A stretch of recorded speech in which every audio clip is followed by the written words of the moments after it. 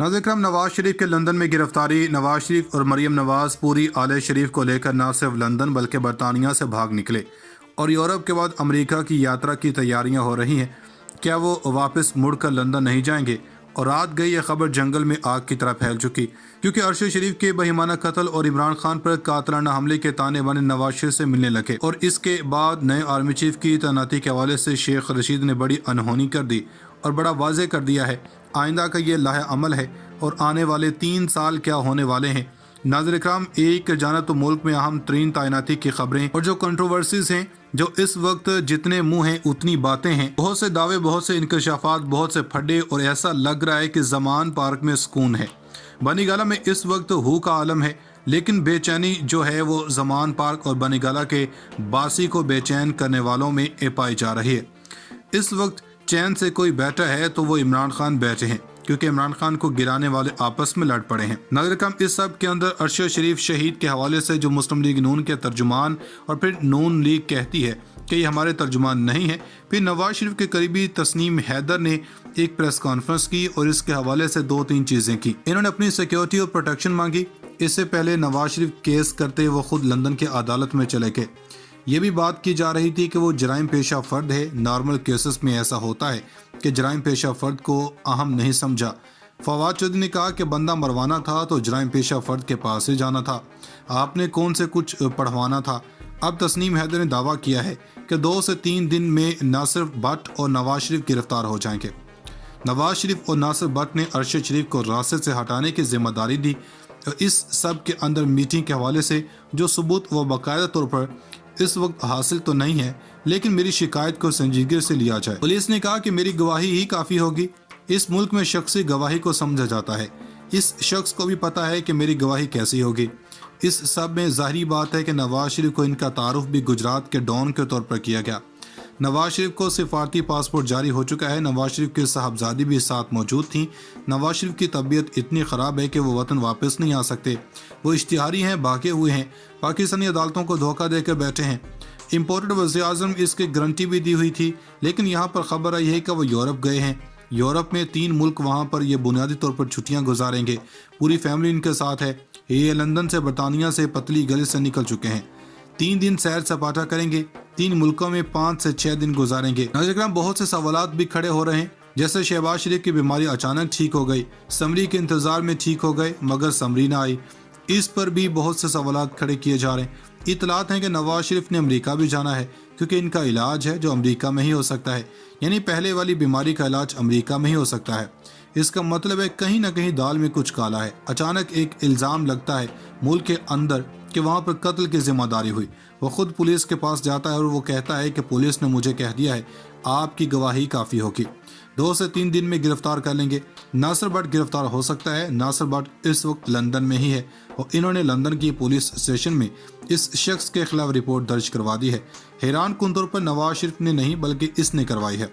इस शख्स के खिलाफ वो लंदन पुलिस में चले गए, ये इनके खिलाफ, वो इनके खिलाफ, लेकिन नवाज शरीफ पतली गली से निकले हैं। इसके बाद वो अमेरिका में इलाज करवाएंगे।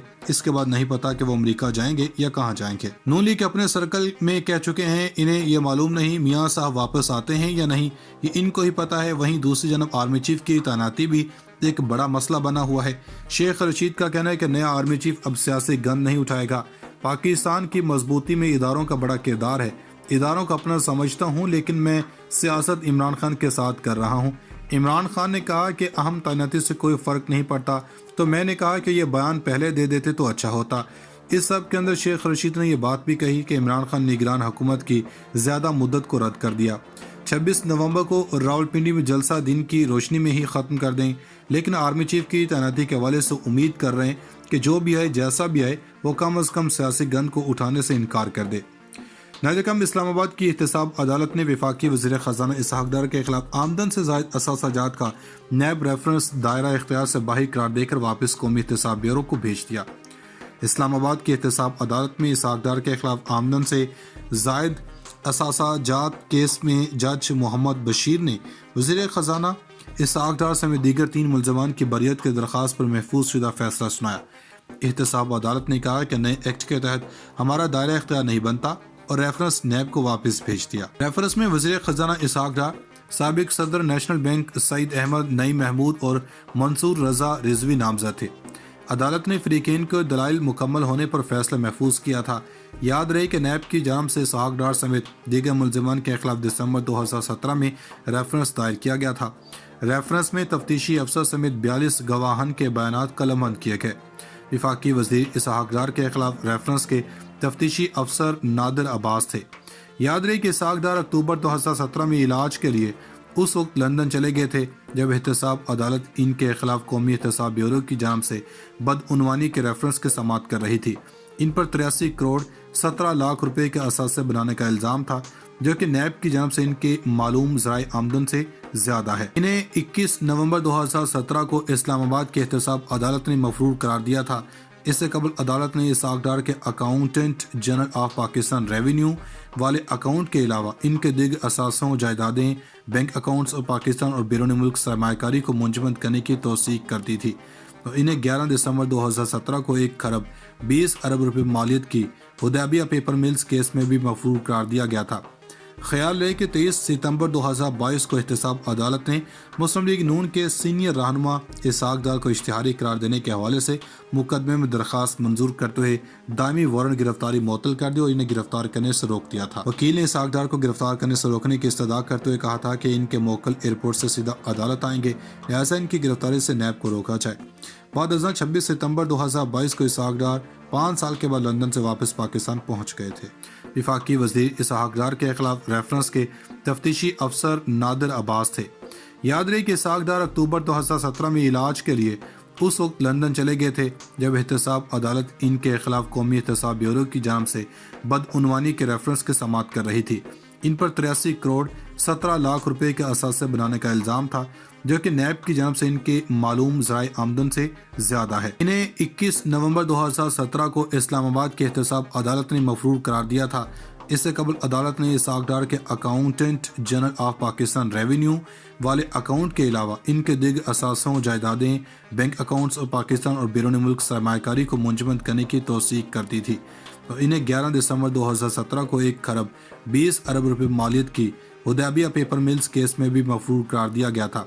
خیال رہے کہ 23 ستمبر 2022 کو احتساب عدالت نے مسلم لیگ نون کے سینئر رہنما اسحاق ڈار کو اشتہاری قرار دینے کے حوالے سے مقدمے میں درخواست منظور کرتے ہوئے دائمی وارنٹ گرفتاری معطل کر دی اور انہیں گرفتار کرنے سے روک دیا تھا۔ وکیل نے اسحاق ڈار کو گرفتار کرنے سے روکنے کی استدعا کرتے ہوئے کہا تھا کہ ان کے موکل ایئرپورٹ سے سیدھا عدالت آئیں گے، لہٰذا ان کی گرفتاری سے نیب کو روکا جائے۔ بعد ازاں 26 ستمبر 2022 کو اسحاق ڈار 5 سال کے بعد لندن سے واپس پاکستان پہنچ گئے تھے۔